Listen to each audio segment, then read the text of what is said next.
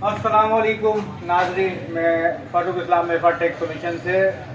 आज का जो हमारा मौजू है ना, बड़ा मेन मौजू है वो ये कि फ्रिज का पोर्शन, नीचे वाला पोर्शन कूलिंग नहीं करता, ऊपर वाला पोर्शन कूलिंग करता। लेकिन ऐसा फॉल्ट जो है वो फ्रिज के अंदर आता है। अगर आपने डब्बा पैक फ्रिज लिया है तो तकरीबन मिनिमम जो बता रहा हूँ मैं आपको 2 से 3 साल के अंदर आजकल के जो फ्रिज है R600 गैस पे जो फ्रिज आ रहे हैं उसमें सबसे ज़्यादा फॉल्ट ये आ रहा है कि 2 साल 3 साल हुए होते हैं फ्रिज को लिए हुए, और उसमें जो है वो नीचे वाला पोर्शन कूलिंग छोड़ देता है, ऊपर वाला पोर्शन कूलिंग कर रहा होता है। अच्छा, इसकी जो सबसे बड़ी जो बेसिक वजह है ना वो ये है कि फ्रिज आपका लीक हो जाता है, जिसकी वजह से फ्रिज नीचे वाला पोर्शन कूलिंग छोड़ देता है और ऊपर वाला पोर्शन बेहतरीन चल रहा होता है। आप ऊपर वाला देखेंगे ऊपर से पूरा स्मोक कर रहा होता है, धुआं कर रहा होता है, लेकिन जब आप नीचे वाला देखेंगे नीचे से गर्म होता है, आटा ख़राब होता है, खाना ख़राब होता है। तो असल में आपको चीज़ बता दूँ, देखिए 2-3 इसके 2-3 स्टेप हैं जो आप जान लेंगे तो आपको ये 100% कन्फर्म हो जाएगा कि मेरा फ्रिज में क्या मसला आया है। सही है। अच्छा, सबसे पहला तो ये कि आपके घर में फ्रिज है, जब भी आप उसका नीचे वाला पोर्शन खोलेंगे, अगर नीचे वाला पोर्शन कूलिंग नहीं कर रहा तो सबसे पहला स्टेप जो आपको लेना है वो ये है कि आप नीचे वाला गेट खोलेंगे। इधर आए, सामने एक प्लेट लगी हुई है। अच्छा, किसी मॉडल के अंदर प्लेट होती है, किसी मॉडल में ये सीधा सीधा प्लास्टिक होता है पूरा, लेकिन उस प्लास्टिक के ऊपर आइस आ रही होती है। आप इधर हाथ लगाएंगे कि इसके ऊपर आइस आ रही है, नहीं आ रही, बिल्कुल बिल्कुल बारीक सी लेयर होती है आइस की, बिल्कुल बारीक से आइस की लेयर होती है। अगर ये लेयर आ रही है, ये लेयर आ रही है, इसके ऊपर बर्फ़ है और नीचे वाला पोर्शन कूलिंग नहीं कर रहा, तो इसका मतलब ये है कि आपके ये जो गेट है, आपका जो ये गेट है ये प्रॉपर बंद नहीं हो रहा। इस गेट के अंदर कहीं ना कहीं गैप है। इसको मालूम करने का तरीका ये कि आप अपने मोबाइल की टॉर्च ऑन करें और अंदर रख दें, अंदर रख के गेट बंद करें और बंद करके चारों तरफ से देख लें कहाँ से मोबाइल की रोशनी आ रही है, तो आपको पता चल जाएगा मेरे फ्रिज में यहाँ गैप आया है। फिर आप किसी भी टेक्नीशियन को बुला के या कहीं से भी आप उस दरवाजे को सही करवा लेंगे, या रबड़े वगैरह जो भी है। दूसरा स्टेप, अगर आप नीचे वाला खाना, आपका नीचे वाला खाना कूलिंग नहीं कर रहा और आप नीचे वाला खाना खोलते हैं और सामने वाली प्लेट को चेक करते हैं और उस पर आइस नहीं है और ऊपर वाला पोर्शन बेहतरीन कूलिंग कर रहा है और नीचे आइस सामने नहीं है, उस पर पानी आ रहा है, नमी आ रही है, तो फिर आप समझ जाएंगे कि आपके फ्रिज में गैस कम हो गई है। फ्रिज में गैस कम होती है लीकेज की वजह से। कंप्रेसर वाली साइड पीछे से R600 गैस के अंदर पीछे जो ड्रायर है, फिल्टर है, अक्सर वो लीक हो रहे हैं सबसे ज़्यादा।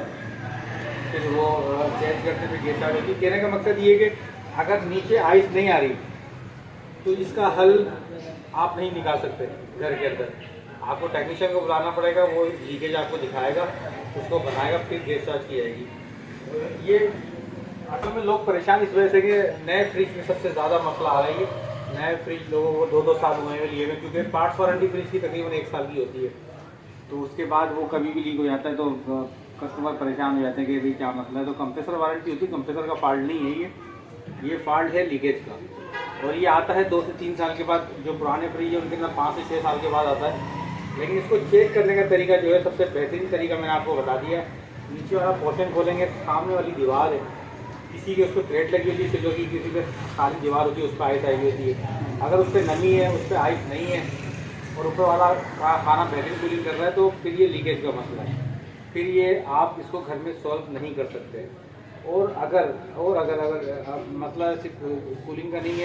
अच्छा, अगर आपके फ्रिज में, मैं ये आपको कंफर्म कर दूं कि अगर आपके फ्रिज में नीचे आइस आ रही है और फिर भी आपका नीचे सामान ख़राब हो रहा है, तो इसका एक हल ये भी है। अगर आप देख रहे हैं कि इसकी आपकी रबड़े थोड़ी सी हार्ड हो गई हैं, ये रबड़े अगर थोड़ी सी हार्ड हो गई हैं और आपको ऐसा लग रहा है कि ये चेंज कराना पड़ेगा, उसको चेंज कराने की ज़रूरत नहीं, ओरिजिनल रबड़े चलेंगी। उसको सही करने का तरीका ये है कि आपने ये दरवाज़ा बंद किया, ये दरवाज़ा खुला रखेंगे, एक भगोना पानी बॉयल पर रखेंगे। जब पानी में बॉयल आ जाएगा, उस बॉयल पानी को आप किसी भी मग्गे से लेके इन रबड़ों के ऊपर डालना है आपको। ये रबड़े ना अंदर, ये रबड़े अंदर आप इधर पानी डाल देंगे, पानी डालते ही अपनी जगह पे आ जाएंगी। जहाँ से गैप है वो गैप खुद में खुद ख़त्म हो जाएगा, ये अपनी जगह पे आ जाएंगी। समझ लें कि ये बिल्कुल रिफ्रेश हो जाएंगी, रीसेट हो जाएंगी, जिसकी रबड़े बेहतरीन वर्क करेंगी। आपको ऐसा लगेगा जैसे मैंने रबड़े नहीं लगवा दी। तो ये बेहतरीन तरीका है। अगर नीचे वाले पोर्शन में सामने वाली दीवार के ऊपर अगर आइस आ रही है और आइस आने के बाद ये काम नहीं कर रहा, उस सूरत में आप इसकी रबड़े वगैरह सेट करेंगे दरवाजे, और अगर सामने वाली प्लेट पे आइस ही नहीं है, सामने वाली प्लेट पे या सामने वाली दीवार पे कोई सा भी मॉडल होगा, कोई सी भी कंपनी होगी, ये प्लेट नहीं लगी होगी, सीधा पूरा एक ब्लैंक जैसे ये शीट है ना, ऐसी शीट होगी सामने की तरफ, लेकिन जो मैं इशारा कर रहा हूँ वहाँ पर अगर आइस नहीं है सामने तो फिर कुछ भी आप कर लें कूलिंग नहीं करेगा, फिर ये लीकेज का मामला है, फिर आपको इलेक्ट्रिशियन और टेक्नीशियन को बुलाना पड़ेगा इसी को, वो आपका मसला सॉल्व कर देगा। इसके अलावा इसमें कोई दूसरा या तीसरा मसला नहीं है। एक प्रॉब्लम और है, वो भी मैं इसमें इसको जिक्र कर देता हूँ, वो ये कि अक्सर ऐसा होता है कि नीचे वाला पोर्शन कूलिंग नहीं करता और सामने वाली जो प्लेट है उसके ऊपर बहुत ज़्यादा मोटी बर्फ़ जमी हुई होती है, तकरीबन 3-3, 4-4 इंच, जिसके अंदर ये ग्रिल भी फंस जाती है।